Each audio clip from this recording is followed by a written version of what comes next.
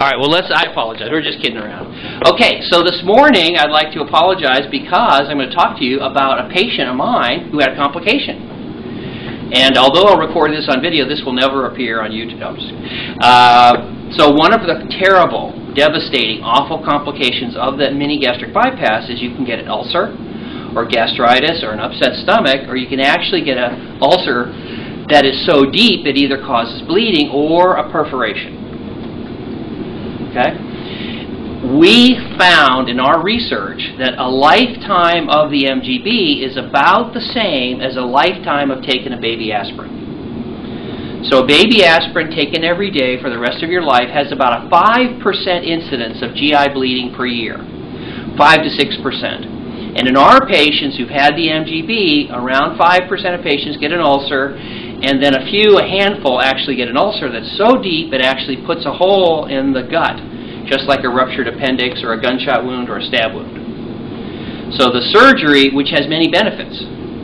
So I don't really like to talk about complications, so it's going to be a real short video. No, we like to talk about the benefits, like we hope and pray that we're going to cure your diabetes and high blood pressure and things like that. But along with those benefits, the massive weight loss and the good things, come some negatives. And one of the most dangerous, serious negatives is an ulcer, gastritis, or an actual perforated ulcer, and that's what you suffered on what day last week? Wednesday. On Wednesday. Okay. And so you called me about what time in the morning, Kelly? 7 a.m. Called me 7 a.m. and I said, go to the ER. And she did, but I was foolish. I didn't say come to my ER. Right. Bad me. So in the future, those of you in Alaska can't use this advice, but those of you who live in Las Vegas, come to my ER at St. Rose. But you went to the local ER, they said you had a perforated bowel, needed emergency surgery, and in a polite way, I hope I volunteered, I would prefer for you to have your surgery here. And we got you transferred. Yep. And you got here about what time? 9:30. Got here about 9:30, and then we operated about 1, 2? Yes. Yes. It was quick. Yeah, it was quick. So I'm emphasizing the positive. That's what I call service, you know? In other words, you call 7, you get hair, you get surgery. So we knew what it was. We predicted it from the beginning. Told the ER, transferred right to the OR, and we operated, and the surgery itself took 20 minutes. So that's a short, simple surgery. Put a stitch in it. And then it's awful to have the complication, but easy to fix. And then you stayed 2 extra days in the hospital. Yep. And now he's better. Is that right? Kind of better? Oh, unbelievable. Never felt such pain. So it was terrible pain. So, first of all, why do we tell our patients don't smoke, don't drink alcohol, don't take aspirin, eat your yogurt, take your Tums, things like that? Because we know that this complication can happen. Okay? Don't drink alcohol. Don't drink soda pop. Don't forget to take your Tums and eat your yogurt, because this complication can happen to you. And you don't want this complication. Especially if you live in the Bahamas, those surgeons over there might do, good, I don't see it, Arnold, good. They might do something different, because we've had people have a perforated ulcer in another city, and they've taken apart the gastric bypass and done a surgery with a big incision and stuff like that, because they're not as comfortable with the surgery as I am. So we've had several people like that. So you don't want to get an ulcer if you can avoid it. Now, I've asked Ed to tell a little fib for the video to claim that he was smoking, because I want to have all you smokers out there quit smoking. But in fact, he was doing pretty much everything right. He was almost a perfect patient. Is that right? I believe so. So you're eating healthy. Correct. No cigarettes. Correct. Right? No alcohol. Correct. No soda pop. Correct. Coffee. No. Okay. And taking your Tums. So, We forgot. okay, eating yogurt. No. Do you like having a perforated ulcer? Oh, absolutely. Yogurt. I'm eating my yogurt. We have questions about yogurt. Good. Okay, Yeah. so we're going to do that. But So, again, not to blame him. This is my fault because of the surgery. The surgery, unfortunately, has a risk, just like taking an aspirin. You know, and that's why we have the permit. We tell you, we hope so it's clear, that this is a trade-off. There are many benefits. And if you look at husband and wife, you guys are handsome and beautiful. You don't take that the wrong way, but I think you look really good. No, wait, not. But with those benefits go dangers. So for the rest of your life, you face this risk of getting an ulcer or gastritis or something like that. Oh, it's okay. Thanks. Okay. No, it's okay. Thanks. Is there looking for your podium? Maybe some off. Oh, it's okay. We can get a new podium. Okay. So, anyways, the good news is that we found it, we treated it, you're going to get better from it, and we're going to talk about what to do, some questions that you have. But warning to those who are watching the video, this is the danger that we fear. Yesterday I was talking to a patient from Boise, Idaho. Okay? He wants to come and have surgery, and he talked to a doctor in Mexico who said he could drink alcohol and smoke cigarettes and drink soda pop. And I kind of disagree. I think that those things are dangerous. In my patients, they often cause ulcers, so be careful. Now, you have questions. Do you want to go through your questions there? Yes. Okay. In the hospital, Bob was given this fantastic yummy yogurt. Okay. Right. Now, you had said plain yogurt. So I went to Trader Joe's and I got plain yogurt and I brought it home and it tasted like crap. Okay. And it just so happened that I happened to try the yogurt before we got to the hospital. We got to the hospital. He had lunch sitting there, so I said, "Let me try this yogurt that Dr. Rutledge has for his MGD patients." No. It would be good if I was king here at this hospital. You are king. Yes. Well, not everyone realizes I'm king. Okay. Right? So when I tell the people in the nutrition area that I would like plain yogurt, they bring pudding. Okay. Okay. This is Now, delicious. it is nothing like pudding. Don't you prefer pudding? I like pudding. Of course. All right. Yogurt, many years ago, came to America, and Americans said, this stuff tastes like sour milk. Right. Or to use your term, Crap, right? Yes. Yeah. Okay. all right. So, American companies said, we're not going to make any money selling sour milk. So they took it and they fixed it. So you know what TCBY is? You know what that stands for? Well, this is not really yogurt. This is not It's pudding. So you are allowed to eat pudding, but the research suggests that the bacteria in plain yogurt is really a good choice. And when they make pudding, they often add in milk solids, which have a lot of lactose. It can upset your stomach, and sugars and other things. So again, for the medicine side, if you want to eat pudding for fun, fine. But if you want to eat yogurt for health, plain, and as you described it, slightly unpleasant tasting yogurt is what we want. Okay. So the probiotic, non-fat yogurt, vanilla is not good. Just plain, period. Well, wait one second. I had two. Let me come back to you. Yes, so we had two other questions. I'll get. Okay, if the enzymes are important, you want the enzymes in the gut, and you also want the enzymes in the lower intestine, right? Sure. Because I did some research, my husband had the surgery this last week. When I had my surgery, I love yogurt, I didn't have a problem. But I found that there's powder, the enzyme is called I-Flora, and you can add it to your milk or your water, and it's actually more potent in terms of enzymes than what's in yogurt. So I'm thinking, though, if you want it delivered to the gut and it's going to go through faster, the powder would be better for that, but then the pill, which takes longer to dissolve, would be better for the lower part of the intestine so that it would survive. Good question. Let me come back to that. And what was your question? I want to know how often. In a perfect world, I'd like you to have 1 or 2 teaspoons 3 times a day. So you wouldn't have to eat the whole cup, but I would eat it. Now, why are you taking the bacteria in? Why do you want those bugs? Because they compete with the bad bug that causes ulcers. So we want the good bug. Now, what you said sounds perfect. It says, I really can't stand the yogurt, so I'll take a pill, which has the bugs in it. Doesn't that sound better to you? And then you can have pudding afterwards.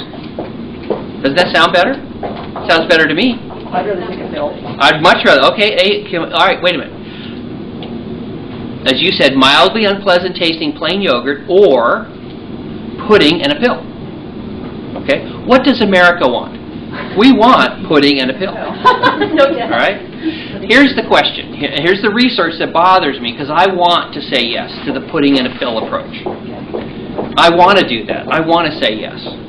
So I'm going to tell you, I could tell you 100 stories, 100 research projects, but I'll just tell you a couple to show the problem with choosing the pill over the healthy food.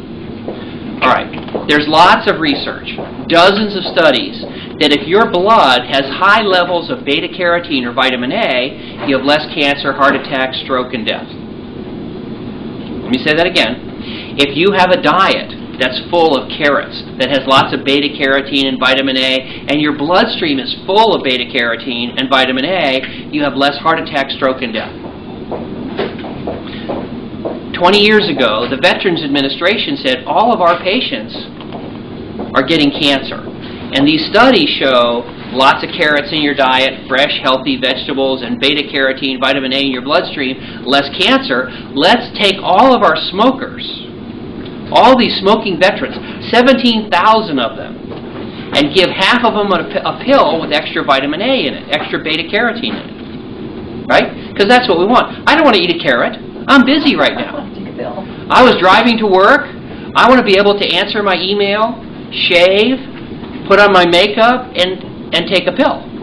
Right? I can't do that and have a carrot. 17,000 veterans, half of whom got the pill. Their vitamin A levels and their beta-carotene levels went up in their blood. And after millions of dollars spent on that research, the pill didn't help at all as far as cancer, and it actually increased the risk of hip fracture. So you don't find much about vitamin A now. You can't even buy, you used to be able to buy 50 or 100,000 units of vitamin A. It's taken off the market. And look at the multivitamins, the dose of vitamin A in those vitamins has gone down. So wait a minute, we said that if you eat a healthy diet, if you have high beta-carotene or high vitamin A in your blood, you'll have less cancer, and we tried it in a controlled prospective trial. It didn't help and actually hurt. How can that be? Because the pill is not equal to a healthy diet. The pill may be the fin of the shark. I'm frightened to death when I see the fin of the shark, but it's not the fin that bites me. Okay? I can do this study 100 more times. I'll do one more for you. Isn't B12 good for you? Sure. Don't we all agree low B12 is damaging? People who have high B12, high folate, high B6 in their blood have less heart attack and stroke and death. Not who took pills, but who have it in their bloodstream or eat foods that have those things. So they have done a dozen studies now where they gave patients pills of B12 and folate and B6.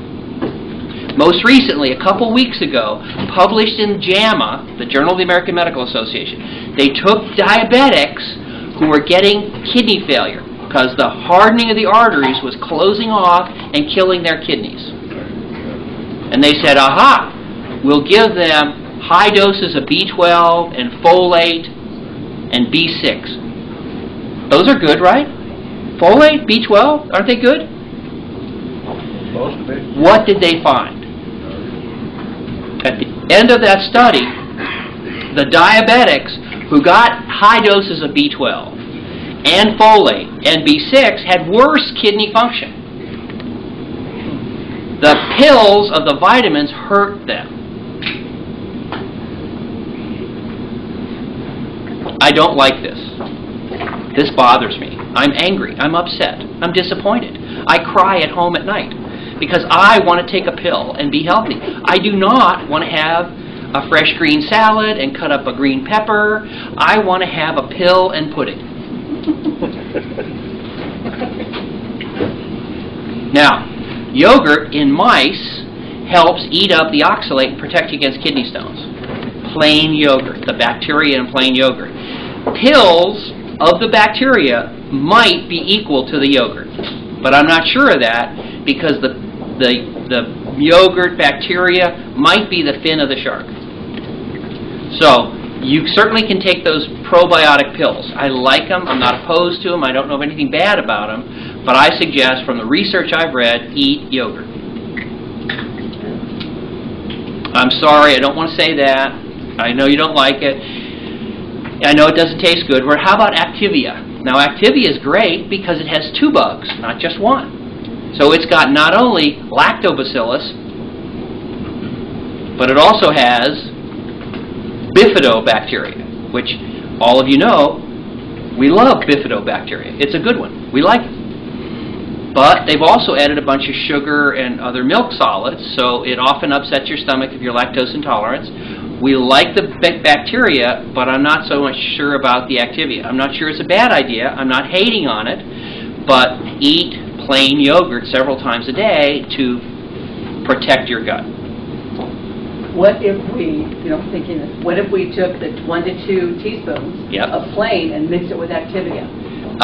Maybe, but again, I don't know the research on that. Gotcha. Mixing things with sugar and lactose can be a problem. So we recently had a patient, and she had diarrhea and cramps, abdominal pain, abdominal bloating, terrible pain, and she was just devastated. And I said, "Are you eating yogurt?" She said, "Yes," and she was eating one of those sugary sweet yogurts, the Yoplait. Okay. All right. Now that Yoplait, have you tasted the Yoplait yogurt? Mm-hmm. Tastes great. I mean, it's pudding, right? It's ice cream. If you cooled it off, I would take an ice cream cone, right? It turns out when she stopped taking the Yoplait, she stopped with the cramps and the gas because there's so much lactose in the Yoplait. In plain yogurt, the bacteria is there more. They don't just add the milk solids, which has a lot of lactose, and so all of her problems got better when she got off that yogurt. Is there any difference, like, for the Greek yogurt? Yes, I've Greek. heard a lot about that. Yeah, Greek is. I'm an American. There's not enough fat in this for me. I want something more like creamy pudding. So they modify yogurt by adding more milk fat and cream. So Greek would be better? No. Adding extra grease and fat is not necessarily good. Okay, that's what's okay. And the booklet you gave for the first stage, they were talking about yogurt, and you say plain yogurt, no culture or but in the grocery store, I find only non-fat plain yogurt, and the one that says just plain yogurt has culture. So I still get the non-fat. No. What you said makes perfect sense. It's wrong. So let's see what she said. Okay, calories are our enemy. Calories are bad. I'm fat because it... No, I only got the non-fat because in the booklet it specifies plain yogurt, not with culture. They don't have it.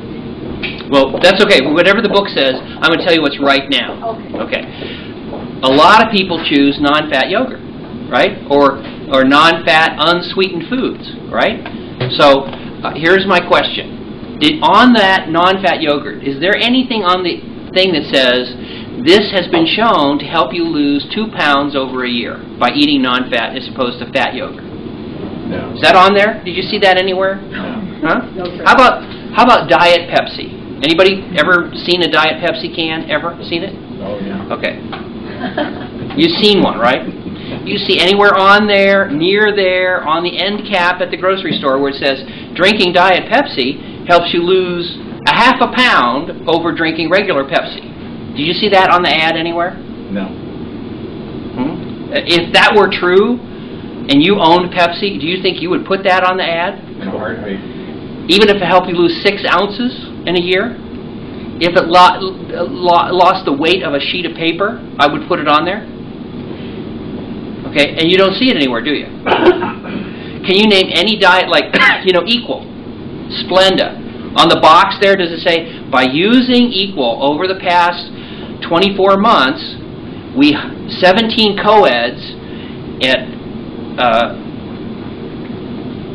New York State University lost 1 pound compared to those eating regular sugar. Have you seen that study? No. If that study was anywhere, even if it was done in Bulgaria, by people without training. Don't you think we would hear about that? If you own Splenda, would you leak that study to the press? Sure. Would you blog about it? Would you hire a blogger to say, hey, in Bulgaria, Splenda caused a pound of weight loss? Do you know why you haven't heard any of that research? Because it doesn't help you lose weight. Now, it makes sense. It makes sense. I have a choice, high-fat food, low-fat food. What should I choose to help me lose weight? Well, of course, choose the low-fat food, the non-fat food, right? So imagine this. You have a batch of mice. Half of the mice get Diet Coke. The other half of the mice get Coke. Who's heavier at 6 months? Diet Coke. Wow. Why? Let's do this again. I give one half of the mice regular water to drink. The other group of mice, I give saccharin in the water. So I sweeten it a little bit. So they get a little taste of sweetness. Who's heavier at 6 months? Saccharin. Saccharin. Why? Drink more? Your brain does not like to be tricked, apparently. Now, I don't like to tell you this. I don't want to say this. I personally say we blow off clinic, we go have a Diet Coke, a whiskey, and a cigarette. Huh? Bacardi Coke and a smoke, right? There you go. I don't want to say this. I don't like it. When the brain sees sweet and it doesn't have the right number of calories, it seems like it keeps track of that and says, don't worry, I'll get it later. So what is the favorite meal of my patients at McDonald's? What do they order? A Big Mac, extra large fries, and A Diet Coke. a Diet Coke because I'm watching my weight. I want so desperately a Diet Coke to be good for you. They looked at research where they poll people in the United States. It's called the National Health Education Survey. Like millions of people, like the census. Every time you write down that you drink an extra can per day, on average, of Diet Coke or diet drinks, your weight goes up. So the more diet drinks that you drink, the heavier you are. So do you want to choose the non-fat, unsweetened yogurt when you go to the grocery store, in my opinion? I don't think so. I think that's a foolish decision. I would like it to be true. How many of you were drinking diet drinks before surgery? How good did they work out? It seems like a lot of yogurt is non-fat or low-fat. Right, because it It's hard makes to find perfect sense. Full, you know, it's hard It to find makes full. it is But hard. There is plenty If you yogurt look, full. that's right. If you look around, there are thousands of yogurt containers in the grocery store that taste like pudding. And lonely, down on the side, all by itself, the poor lonely plain yogurt cup is there going, Right. yeah, all by itself. Yeah. You can do it. Can you put something in yogurt to make it taste a little bit better? Sure. You can make it into pudding if you want. But I'm not sure that really helps you. Now, you could, there are some healthy things in the world, like the blueberry. I'm going to say fresh fruit. Blueberry is a very good thing, right? So, that sounds like a good idea. Blueberry jam is convenient blueberries dipped in sugar. I'm not so sure about that. But strawberries, blueberries, things like that. Splenda. What's that? Splenda. Splenda. Yeah, that's a very good choice. Yes. No. Gotta ask. What about pineapple? Pineapple is a fresh fruit. As far as we know, this may sound complex.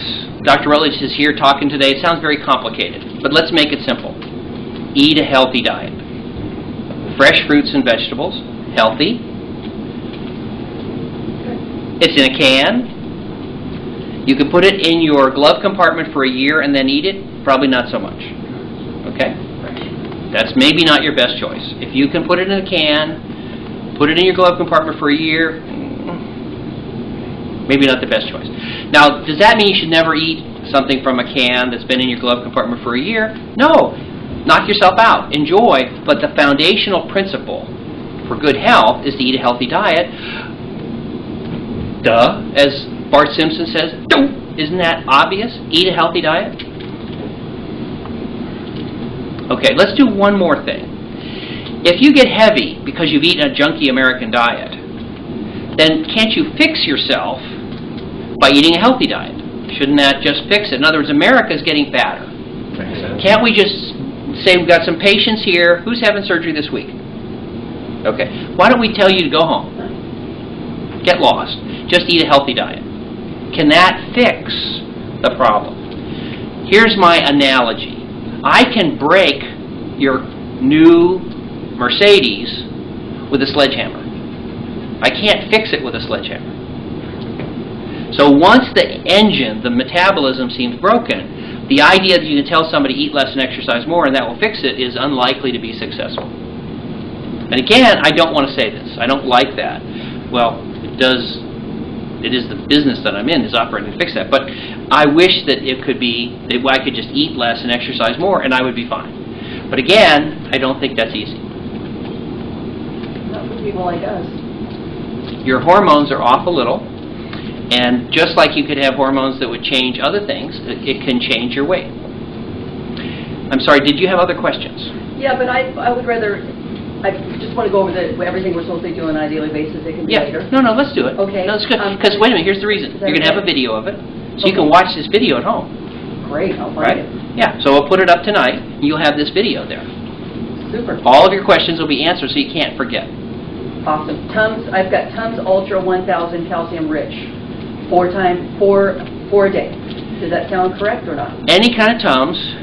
Really high doses of calcium over a lifetime might be a little dangerous. So again, we aim for 4. If you miss a dose, don't get tense. Okay, so because that's what we did not do. We were doing Prilosec, the omeprazole. You know, I was doing 1 a day. He was doing 2 a day, and then my mom said somewhere again, we're like, let's just stop it. That's right. That's a good choice. Then this flew out. I don't know if that, Yeah, but it's not a bad choice to stop it, and we may need it, you may not, we'll have to see. Okay, so it's okay. So we can just do the Tums Ultra 1000. So we should not do the Prilosec. Well, the Prilosec Forever is a question, and we don't put everybody on Prilosec Forever anymore. There is some data now. There are probably millions of people that are scheduled to take Prilosec Forever. Those are people who have reflux, acid reflux disease.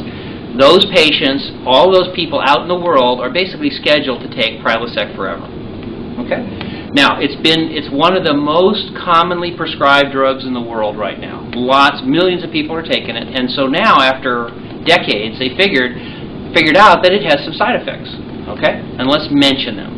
Number 1, it decreases the acid in your stomach, so over the period of years, the Prilosec may actually cause a little bit of increased osteoporosis.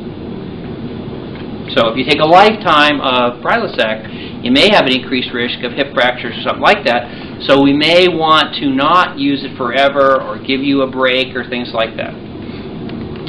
The second thing that's been found is when you decrease the acid in your stomach, you have a chance, very rarely, of a bad germ getting inside you. And that germ is called Clostridia difficile, or C. difficile. And as we say now in the 2010s, Google it. So, Clostridia difficile. Clostridia difficile is one of those superbugs that has kind of gotten out. 20 years ago, when I was a little doctor growing up, we saw C. diff in the ICU very rarely. And it was a deadly and dangerous disease. Now, it's all over the place. And so it's much more common. It's still deadly and dangerous. And if you cut down the acid in your stomach, a few people more out of per 1,000 will get C. diff. So there's, again, another additional slight risk to Prilosec.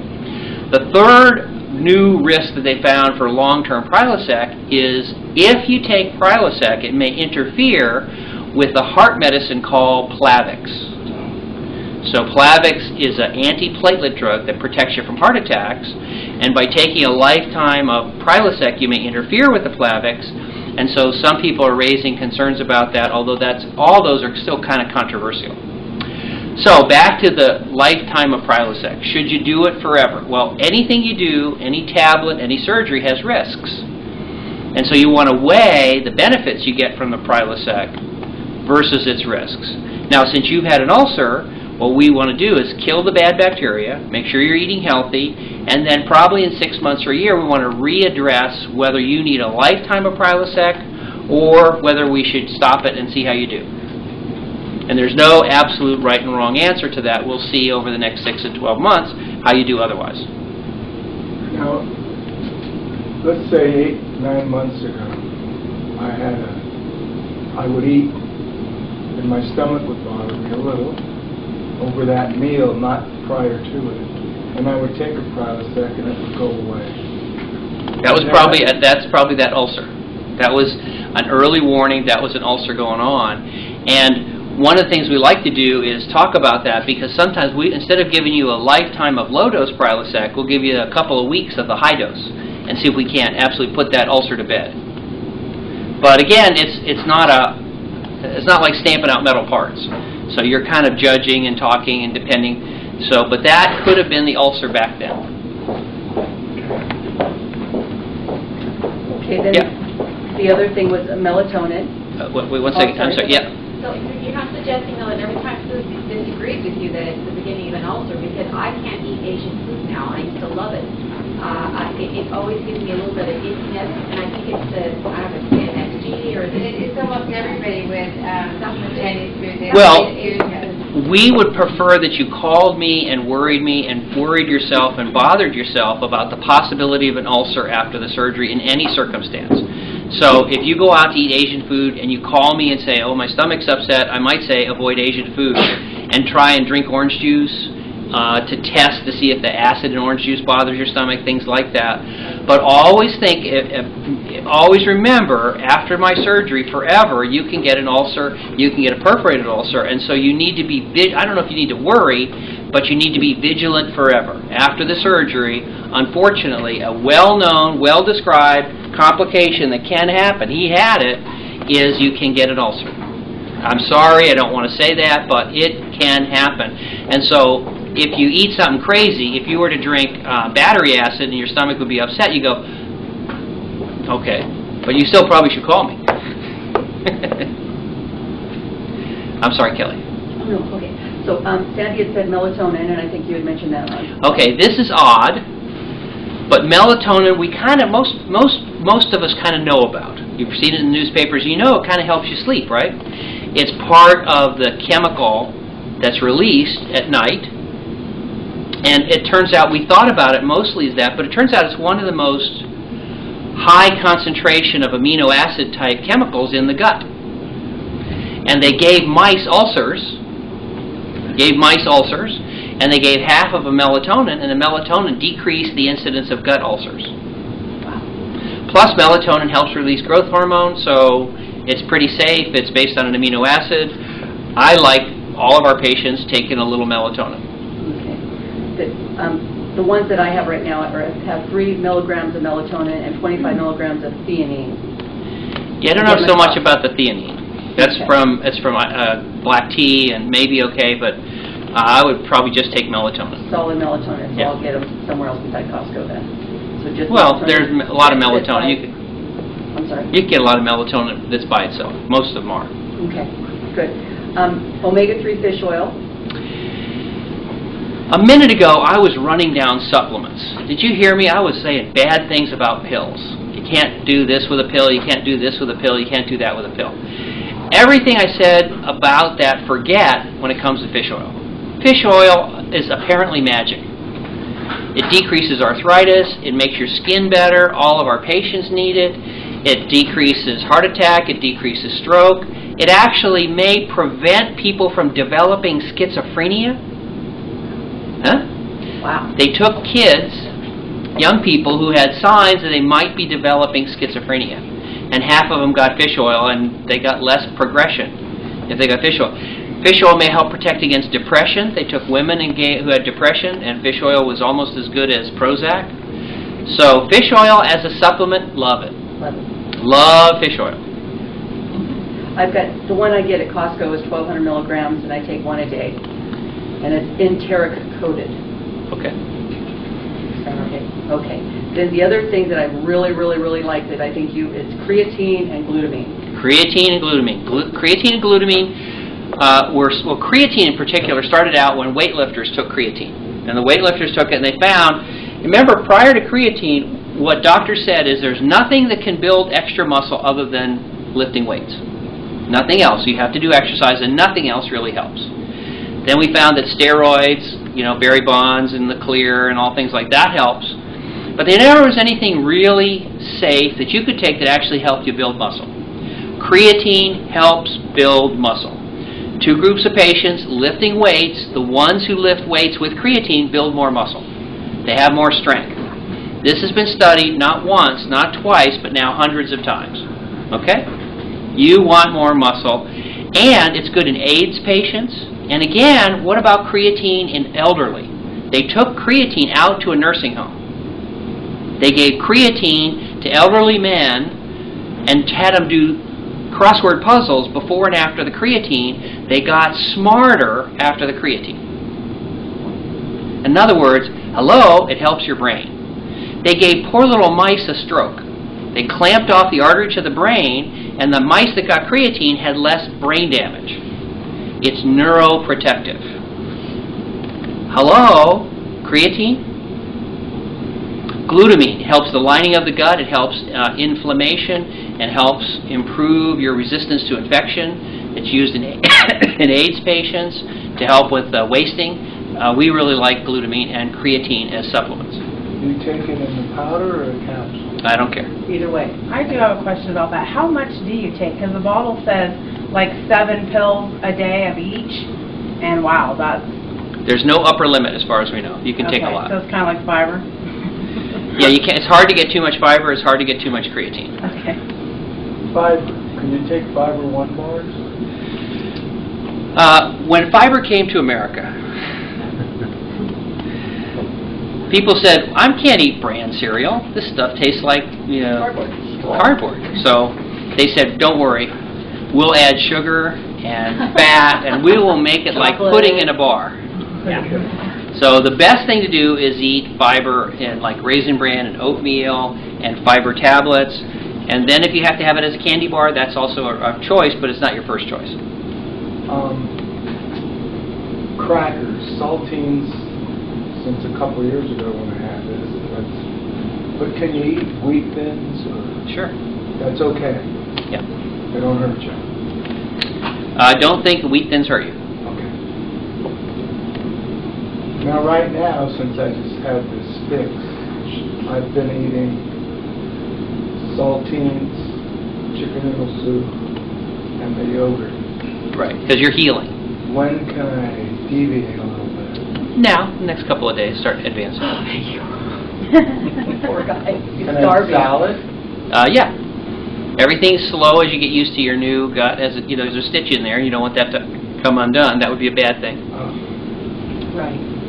So just take it easy. Introduce, the right kind of food. Small, slow. Yeah. Salad dressing? Okay.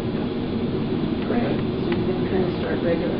Then the only other thing that we want to make sure we get is a multiple vitamin. It's a great, I should be taking that? Not in a rush, but yeah. Yeah, he's a little different. He's got his Prep pack for the next 12 days, Right. 11 days. Should we wait till that's done to start reintroducing all these into his diet? None of those things are urgent. Those are for the rest of your life kind of thing. This is not a sprint, it's a marathon race. Yeah. So nothing, you don't quick, run out of here, As soon as I stop this video, you guys sprint out to get to Costco and get some, Okay. Nothing's urgent. That was all my questions. Thank you so much. Good. So that'll be on the video tonight. You can Thank you very